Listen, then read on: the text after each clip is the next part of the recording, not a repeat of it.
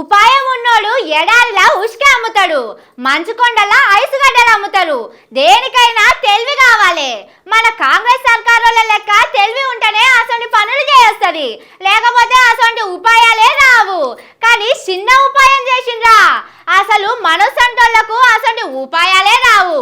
కాంగ్రెస్ వాళ్ళను మాత్రం తారీఫ్ చేయాలనులా. కాళేశ్వరం కూలిపోయింది, మేడిగడ్డ ఇరిగిపోయిందని ఇన్ని దినాల నుంచి కాంగ్రెస్ వాళ్ళు చెప్తాంటే ఎందుకో అనుకున్నా. కానీ అసలు ముచ్చట ఇప్పుడు తెలిసిందిలా. కాంగ్రెస్ సర్కారు చిన్న ఉపాయం చేయలే కాళేశ్వరం ప్రాజెక్టు మీద. ఒక్క దెబ్బకు రెండు పిట్టలు అన్నట్టు అటు పోయిన సర్కారులను తిడుతున్నారు, ఇటు కమాయించుకునే కథ మొదలు పెట్టిండట.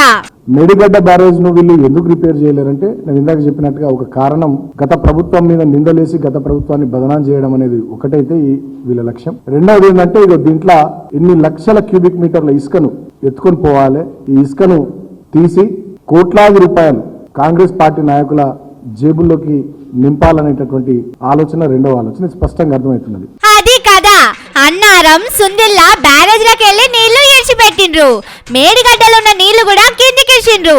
దీంతో అక్కడ మస్తు ఉష్క తేలిందట. ఇంకేమున్నది, ఇప్పుడు ఉష్కనే బంగారమాయే. మస్తుగా దందా నడుస్తున్నదట. సర్కారు లెక్కల కోసం మంచిదే, కానీ అక్కడ ఆ పని అయితలేదట. అంత సమ్మక పలారం లెక్కనే పంచుతున్నారని కార్పొరేటర్లు గరమైతున్నారు. కానీ సర్కారుల తెలివికి మొక్కాలే. బ్యారేజీల నీళ్లు ఆగబట్టి మీదికి ఎత్తిపోసి పంటలకు నీళ్లు ఇస్తే ఏమొస్తది?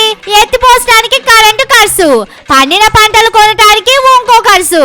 కానీ నీళ్లు కిందికి ఇడిచిపెట్టి అందులో ఉసుక తోడుకుంటే సర్కారుకు 10 పైసలు పావుల పైసలు వస్తుంది కావచ్చు, కానీ చుట్టుమట్లున్న వాళ్ళ పాటలకు మాత్రం మస్తు దందా నడుస్తుంది. ములుగుల చూడనే చూస్తుంది మనం. మంత్రి మేడం పిఏనే దొరికిండు ఉష్క లారీల దందాల.